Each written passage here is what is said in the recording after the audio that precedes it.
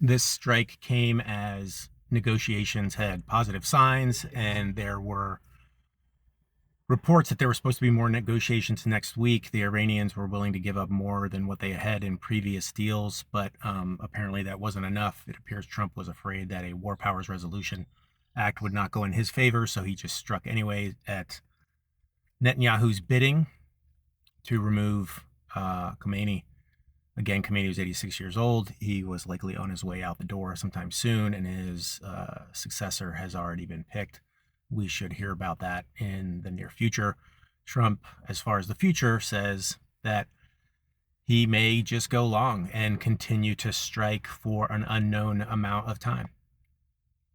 Uh, Much like Netanyahu got America to do in 2003 in Iraq. And if you go back, you can watch Netanyahu briefing Congress when he was the foreign minister after one of his stints as prime minister. He was a foreign minister, and he's testifying before Congress about what a problem Iraq was because of nuclear weapons and proxy groups. And his testimony was considered a part of the reason that we went in to Iraq and lost thousands of American lives, coalition lives, and tens of thousands, if not hundreds of thousands, of Iraqi civilians, and hundreds of billions of dollars. So here he is again, and here we are again because of Netanyahu and because of people who are afraid to stand up to him or who get wealthy off of him and his donors. So here we are again, with no real end in sight. Trump has said, like I mentioned, he could either go long or he could come back in a couple years and do it again. I guess it's obliterated now. Maybe it won't be obliterated again in the future. I don't know.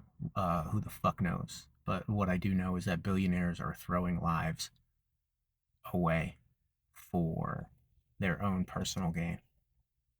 It's not safety. It's not safety for you and I. It's for their own personal gain.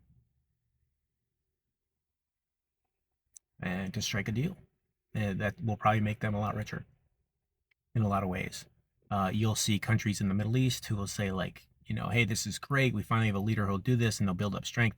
These are the same leaders who are giving jets, $500 million jets to Trump and striking cryptocurrency deals with this current administration.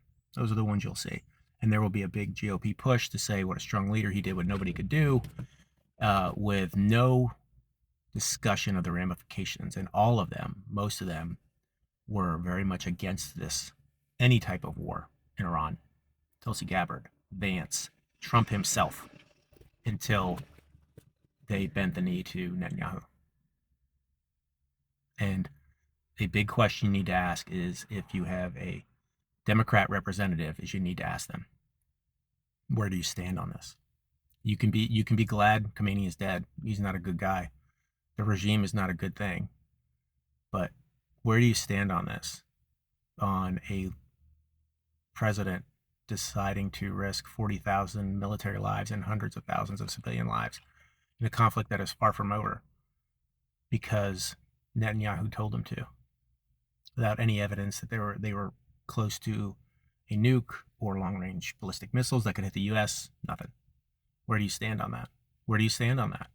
And how much money do you get from AIPAC? That's a very fucking important question. Are the lives of your neighbors and their sons and daughters worth the money that is going into your representative's pocket? Did you pay for your representative to be in Washington? Did you vote for them to be in Washington to be a lackey for a foreign government? Ask the fucking question. Ask the question. Because it's not their asses on the line. It's military men and women who are serving with courage and honor and being thrown to the wolves without an understanding of consequences and what will happen. And when some of them die, this president will say what heroes they are, and we should go strike again because they sacrificed for this country. They didn't sacrifice for this country. They sacrificed for him and Netanyahu to make money. To make money. and to stay in power and to distract from corruption and being at the center of an international pedophile ring. That's why they threw him out there. So ask the question. GOP, fuck y'all. Representatives for the GOP, fuck y'all. There's no, you're done. You're done.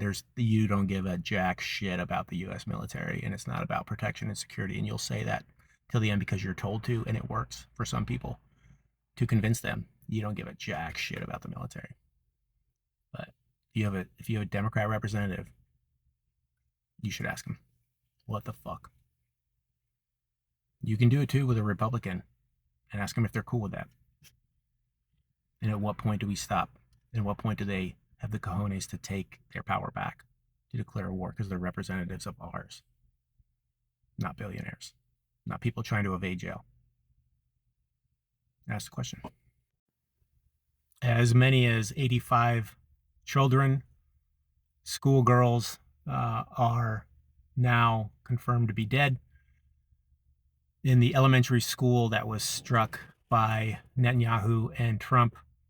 They're estimated to have been at least 170 children inside of the school when it was struck on the first day of school for the week.